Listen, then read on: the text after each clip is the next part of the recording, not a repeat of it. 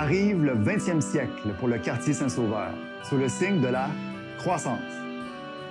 Pendant la première moitié du 20e siècle, la population du quartier va monter rapidement, et ce, dans les deux paroisses du quartier, Saint-Sauveur et Saint-Malo. Au début du 20e siècle, il y a environ 18 000 résidents dans le quartier Saint-Sauveur. Ils seront plus de 40 000 au début des années 1940. Plus de 40 000 résidents à ce moment-là, ce sera un maximum historique, jamais dépassé par la suite. Et ces plus de 40 000 personnes aussi au début des années 40, c'est 2 fois plus populeux que le quartier voisin, le quartier centre-ville, Saint-Roch.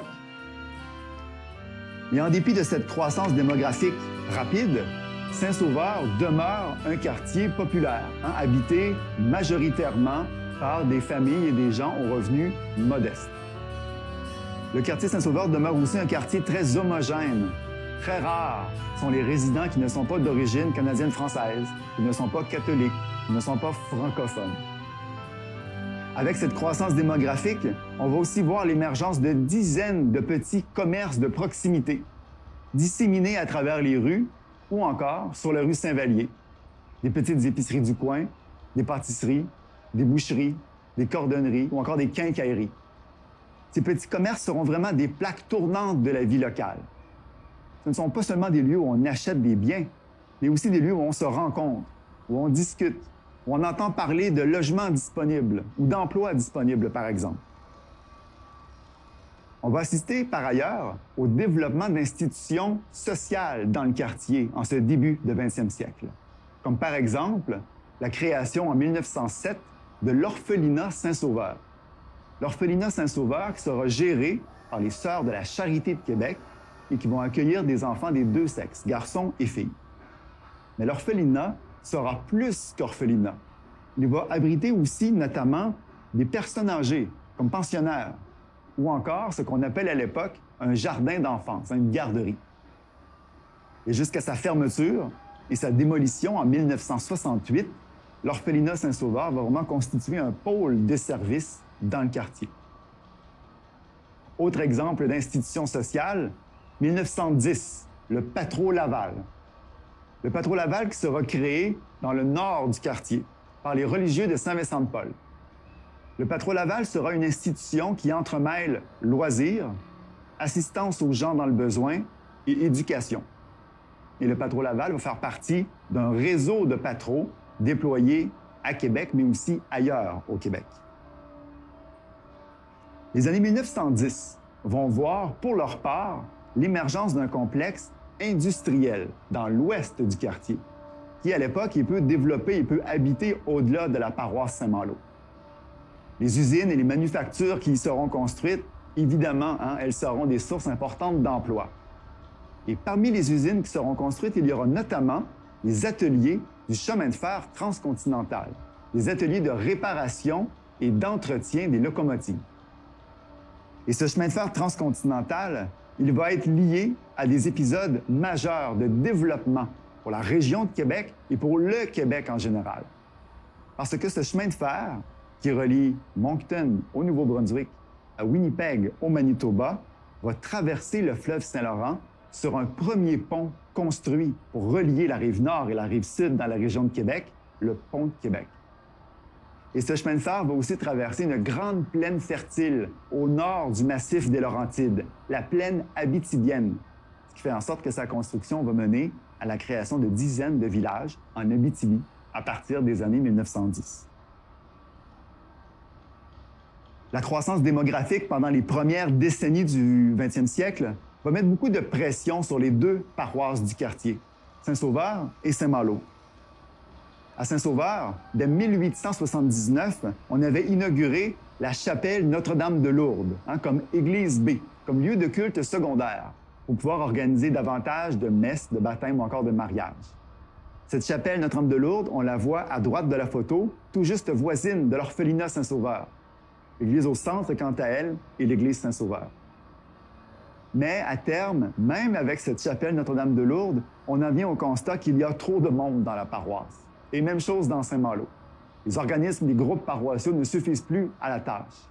Éventuellement, les autorités religieuses vont passer à l'action et vont se lancer dans un mouvement de multiplication des paroisses. Premier acte de ce mouvement de multiplication des paroisses, 1917. La portion nord de la paroisse Saint-Sauveur va être détachée pour forger une troisième paroisse dans le quartier, Sacré-Cœur de Jésus. Sacré-Cœur dont on voit ici la première église qui a été construite, à ne pas confondre avec le bâtiment contemporain, toujours debout, au début des années 2020, qui date pour sa part des années 60. 1924.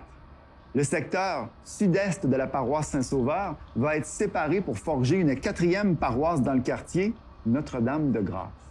Notre-Dame-de-Grâce, dont l'église, qu'on voit sur la photo sur la toile, va occuper le site d'une ancienne brasserie, la brasserie Foxhead, qui s'était installée là pour fabriquer sa bière afin de profiter des sources d'eau qui naissent dans le coteau Sainte-Geneviève. Puis l'année suivante, 1925, la portion sud-ouest de Saint-Sauveur et la portion sud de Saint-Malo seront séparées pour forger une cinquième paroisse, Saint-Joseph.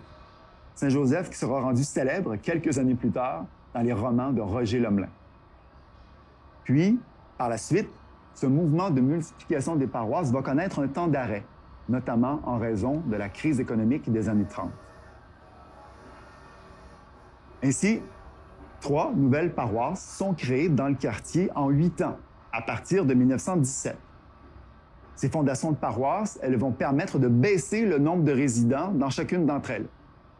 Mais ces fondations de paroisses, elles ne sont pas bien vues par tout le monde, car plusieurs personnes sont attachées à leur paroisse, à leur église, à leur chorale paroissiale, etc. Ainsi, souvent, un des premiers mandats de l'équipe du curé qui sera nommé dans chacune de ces paroisses sera de construire une église, qui est le symbole pour fédérer les gens autour de la nouvelle entité. Et à l'époque, non seulement on va se lancer dans la construction d'églises, mais on va inviter les gens à participer. On va appeler les gens notamment à donner des fonds pour financer ces constructions d'églises. On va aussi inviter ceux qui en ont les compétences à s'impliquer physiquement sur les chantiers. Par exemple, menuisiers, charpentiers, orfèvres. On va aussi appeler les gens à subventionner l'achat précis de pièces de mobilier ou d'objets du culte, des crucifix, des statues, des ostensoirs ou encore des vitraux.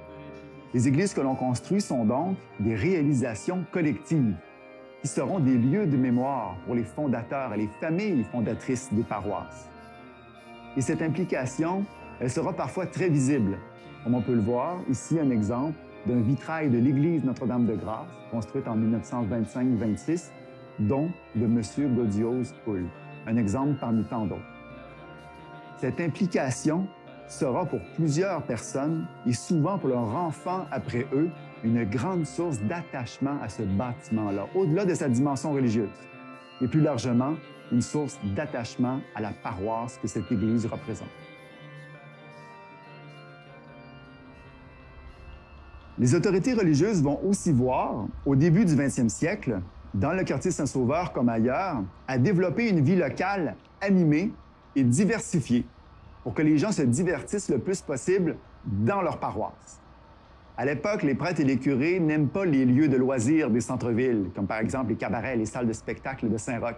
On considère que ces lieux sont dangereux pour la moralité des gens. Et donc, ils vont se lancer dans un mouvement de construction ou d'agrandissement de centres communautaires paroissiaux. Et on va y impliquer les citoyens, comme pour les églises. Ces centres communautaires paroissiaux, ils vont offrir une gamme variée d'activités, de jour et de soir, de semaine et de fin de semaine. Les gens vont pouvoir assister à des pièces de théâtre, par exemple, ou des conférences. Les gens vont pouvoir magasiner lors de bazars. Les gens vont pouvoir y jouer au bingo, aux cartes, au hockey. Certains centres communautaires auront une salle de quilles, d'autres, un casse-croûte. Ces centres communautaires vont aussi abriter une foule d'organismes et de groupes paroissiaux en tout genre, comme des troupes de théâtre, comme des cercles d'études, comme des comptoirs vestimentaires, ou encore des gardes paroissiales. Des gardes paroissiales qui sont, à l'époque, des regroupements d'hommes et de jeunes hommes d'une paroisse donnée qui servent la vie paroissiale de différentes manières, comme en accueillant les gens à la messe, comme en passant la quête lors des messes, ou encore en ouvrant ou en fermant les différentes processions religieuses qui sont très fréquentes dans les rues des paroisses à l'époque. Les centres communautaires vont aussi organiser régulièrement des veillées. Des veillées où, éventuellement, on va danser sur les chansons d'une célébrité locale à l'aura internationale, Alice Robbie. Alice Robbie, née Alice Robitaille en 1923 dans la paroisse Saint-Sauveur. Alice Robbie sera une des premières Québécoises, avec Emma Albany par exemple, à connaître une carrière d'envergure internationale. Alice Robbie sera connue au Canada anglais, en Europe, aux États-Unis, au Mexique et même en Amérique du Sud. Et donc, ses airs, ses chansons vont être entendus régulièrement dans les centres communautaires paroissiaux. Ces centres communautaires, comme d'autres lieux du quartier, comme le Patro Laval par exemple, ils auront vraiment une dimension centrale dans la vie de quartier au 20e siècle. Et leur vitalité, elle sera source de fierté. Et bien sûr, malgré les appels des prêtres et des curés, les gens ne s'empêcheront jamais de profiter des lieux de loisirs du centre-ville, comme les cabarets, les salles de spectacle de la rue Saint-Joseph ou encore du Vieux-Québec.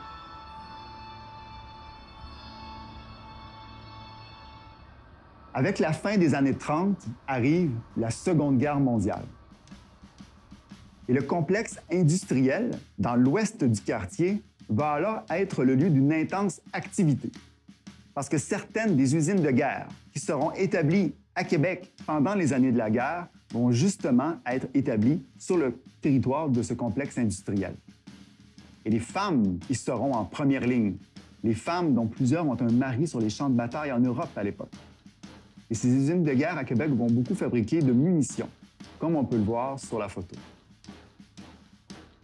Un développement résidentiel va être réalisé pendant les années de la guerre au nord de ce complexe, entre les usines, la rivière Saint-Charles et le cimetière Saint-Charles, qui occupe l'endroit que l'on connaît depuis 1855. Un organisme fédéral, la Wartime Housing, littéralement les habitations du temps de guerre, qui est l'ancêtre de la SCHL d'aujourd'hui, la Société canadienne d'hypothèques et de logement, va faire construire environ 200 maisons dans le secteur, du style que l'on voit sur la photo, pour loger les travailleuses et les travailleurs des usines de guerre et leurs familles. Et lorsque la guerre va se terminer, eh bien, on va se retrouver avec un nouveau secteur construit et peuplé dans l'ouest du quartier. Ce secteur fait partie de la paroisse Saint-Malo, mais les autorités religieuses trouvent que c'est trop excentré, trop éloigné. Et de toute façon, elles jugent que la paroisse Saint-Malo est surpeuplée. Ainsi, en 1945, la portion ouest de la paroisse Saint-Malo sera détachée pour forger une 6e et dernière paroisse dans le quartier, Notre-Dame de Pitié. Ainsi, de 1945 jusqu'en 1997, Saint-Sauveur va compter 6 paroisses sur son territoire. Cette même année, 1945, un incendie va détruire la Halle Saint-Pierre dans la paroisse Saint-Sauveur. La Halle Saint-Pierre qui, depuis 1888, faisait office de marché public et aussi de centre communautaire paroissial. La Halle Saint-Pierre, qui avait été nommée ainsi en l'honneur de Pierre Boisseau, considéré comme le fondateur du quartier. Les pères Oblat, qui dirigent la paroisse, encore à l'époque, une paroisse de 12 000 habitants environ, vont réagir vite. Ils vont appeler la population à donner des fonds pour la reconstruction et à s'impliquer physiquement sur le chantier de reconstruction, un peu comme les églises. Ainsi, le nouveau centre qui sera érigé sera une réalisation collective, payé et édifié par les citoyens. Et ce nouveau centre, reconstruit, agrandi, modernisé, sera inauguré en 1950 et ce sera le Centre du Rocher. Nommé du Rocher, en l'honneur évidemment du premier curé de l'histoire de la paroisse, Flavien du Rocher, en 1867. Et le Centre du Rocher va acquérir rapidement un surnom, celui de Palais des loisirs. Parce que le Centre du Rocher sera en effet renommé pour son offre distinctive et renommé pour sa vitalité. Renommé notamment pour sa salle de quilles, particulièrement populaire. Renommé aussi pour sa salle de spectacle de plusieurs centaines de places, qui va accueillir des artistes qui sont en tournée partout au Québec. Le Centre du Rocher va accueillir des gens, bien évidemment, de la paroisse Saint-Sauveur, mais aussi des gens de partout dans le quartier et même de partout en ville, en raison de cette offre qui se distingue. Mais cependant, cette renommée du Centre du Rocher, sa vitalité et plus largement l'ensemble des facettes de la vie de quartier dans Saint-Sauveur vont être mises à l'épreuve au courant des décennies suivantes.